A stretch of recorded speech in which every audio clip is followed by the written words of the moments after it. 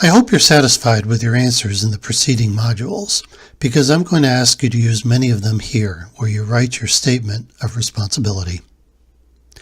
It's time for you to bring together all the elements of your offense that we have discussed so far.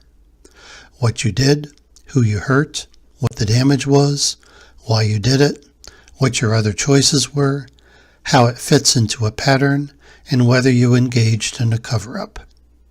Then regarding the cover-up, you'll write about what you did, who you hurt, what the damage was, why you did it, what your other choices were, and how it fits into a pattern. So sharpen your pencil, pick out a nice pen, or get your typing fingers ready. In this module, you do most of the work. Obviously, your answer should be free of the forms of denial we have examined so far.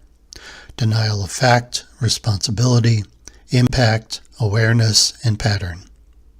Try to silence the voice of shame you have in your head, ordering you to hide, attack yourself, attack others, or fire up a video game instead.